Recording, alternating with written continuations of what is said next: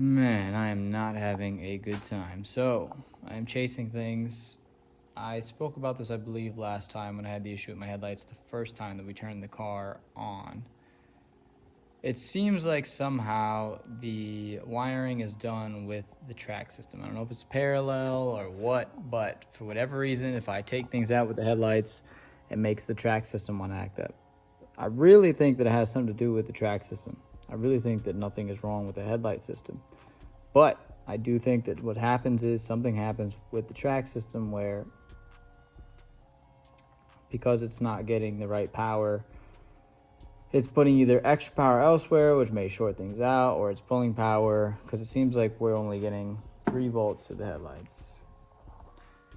At this point, I am ready to take this battery out, so I'm about to start cutting all these big old zip ties and taking the battery out and checking all of the harness, because I have no clue at this point.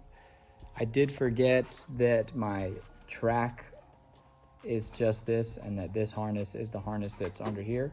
So I'm about to take this battery out, take this washer fluid tank out probably, and then untuck this really quick so I can see what's going on with this and see if there's any issues with this harness right here. Because I'm assuming that's all of my headlights and all of my hazard stuff, and hopefully that will give me a clue. Hopefully I don't have to unclip anything from the inside of there, because if I do, it's going to be a job and a half. This is already a job and a half. I'm not happy at all. This is turning into a bigger project than I wanted it to be. I'm talking about the car, I'm talking about the harness, I'm talking about everything. So I have to rewire all of this stuff. That means I'm gonna have to learn how to pin and unpin the plugs, which is a whole other job and a half. And then that's still hoping that everything's gonna work.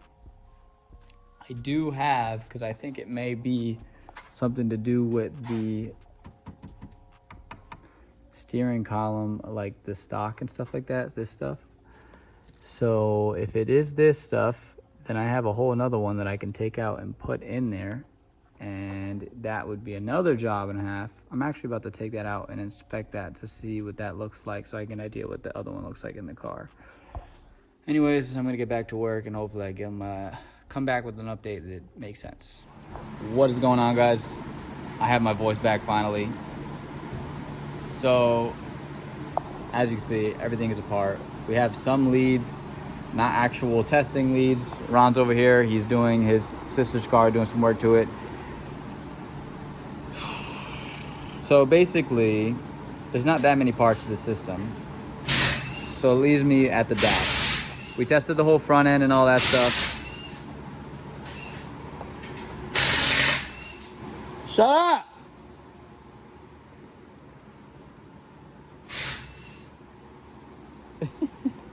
So we tested the whole front end. We know that there's getting power to the headlight relay and all that stuff. So we don't think it has anything to do with the headlight relay.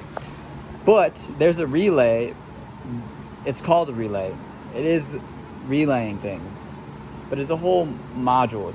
I almost would consider it like the ECU for the headlights or for the lighting system. It's called the integration relay.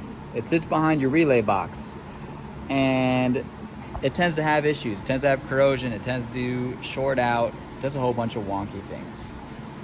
So now I have to take the relay box out of the bottom.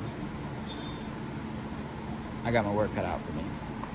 Oh, hold on, there's a bug on me or something. But basically, got to take apart this whole bottom dash. Again, it is not a fun week.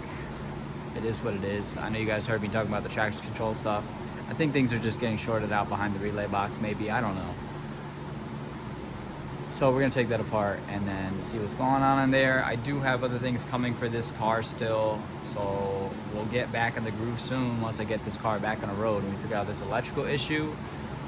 I'm hoping that it's this box. This box is really expensive, and if it is that, at least we know that we solved it.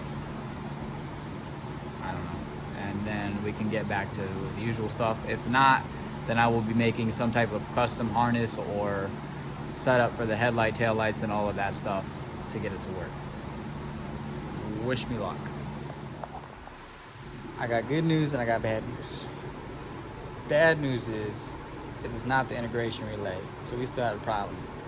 Good news is we don't have to get an integration relay. This thing looks extra crispy, which makes me think this is not the problem. The capacitors look fine. That's the capacitor right there. And then there's another one right there. It's in the center of the camera, and then center of the camera. And then everything on this side looks extra crispy, and the plastic looks fine. It looks like we're still chasing things.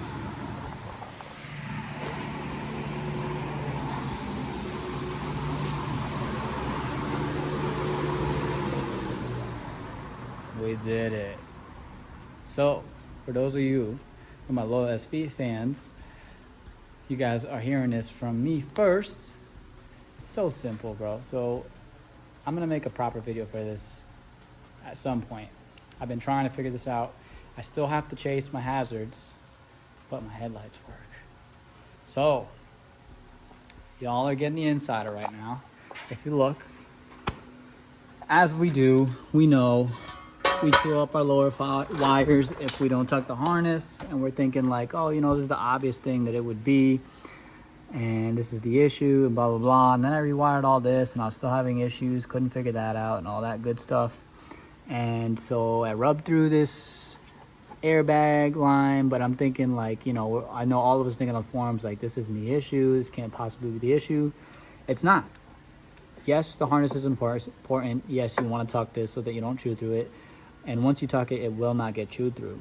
Although, what happens is your fender covers also get chewed through, so we take those out. And the issue with that is, if you look right there,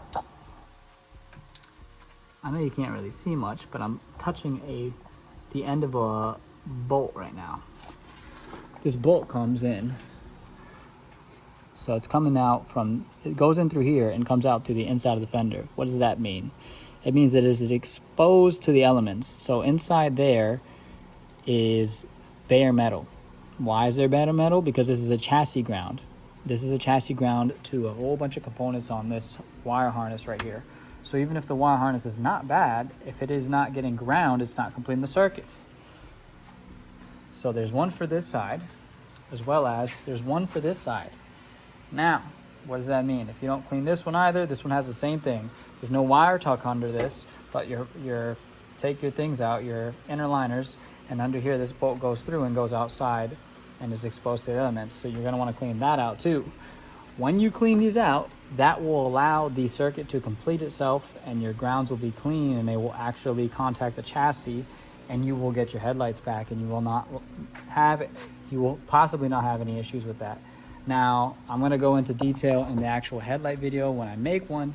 My signals still don't work, but I'm assuming that my signals are based off of one of those grounds. It could even be an inside chassis ground, and I'll get to why that is too later on.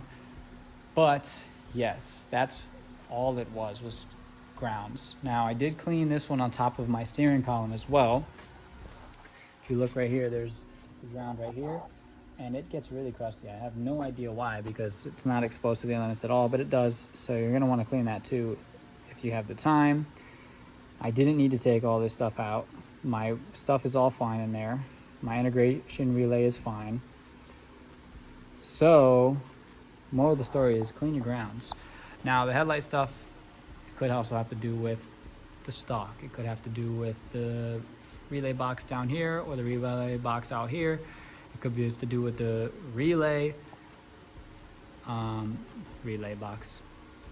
fuse box. Could have to do with the fuse box down here. Could be with the fuse box outside of the car. Could be with the relays. Could be with the integration relay. Could be a number of things. But the first things you're going to want to check are your grounds and go from there. And I'll get into depth with the headlight video and all that. And I'm going to try to get my blinkers back. And then hopefully I'll be able to explain to you guys why your blinkers aren't working as well. With that being said, we're going to get this thing back on the road because Ron gave me a ride here, which means I get to drive this thing home. And he's going to break out the LS400 so that we can get some B-roll of both cars. So, yes, we're going to do that tonight. I'm going to wrap all this stuff back up so that I can get this car back on the road and be driving her again. I do think that I'm going to fill the transmission up with some fluid because it has been leaking this whole time it's been here. Yes, I'm so happy, guys. I am so happy. So, bear with me. Give me some time. I'm going to get back to work. And then we will get this thing back on the road.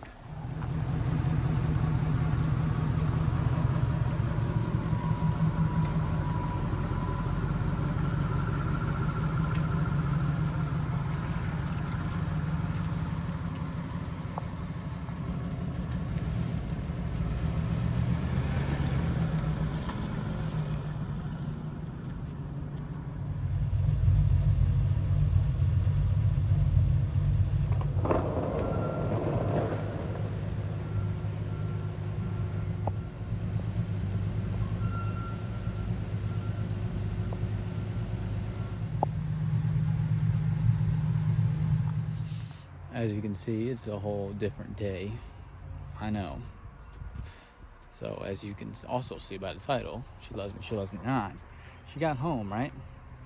Drove great, didn't have any issues, and then just decided to stop working. So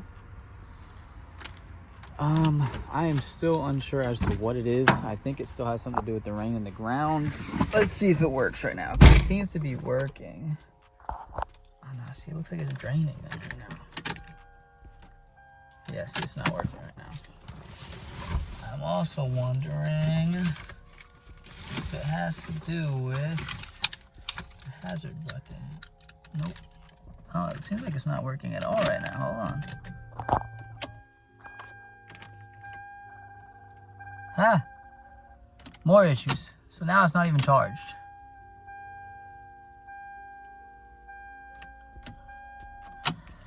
Well, yeah, so that's what's going on.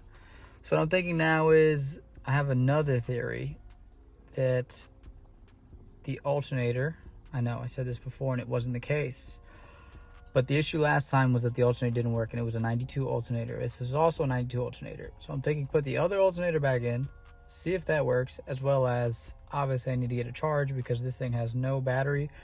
There was another clue to that because somebody else was having the same issue and I saw it online. I'm gonna have to look that up again and find out and see if that's my issue just in case.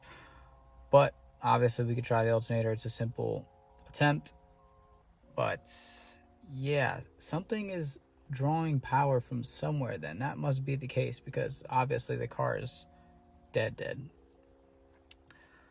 It turned on yesterday just fine with the headlights on and everything like that, so this is actually kind of weird, although there is condensation right now, so I don't know. I'm at a loss right now. Like, I'm so confused. Also, maybe the battery came loose because the battery was with a couple small zip ties. I don't know, guys. At this point, I'm just frustrated. Hopefully, it'll be back on the road this week, and wish me luck. I will see y'all next week.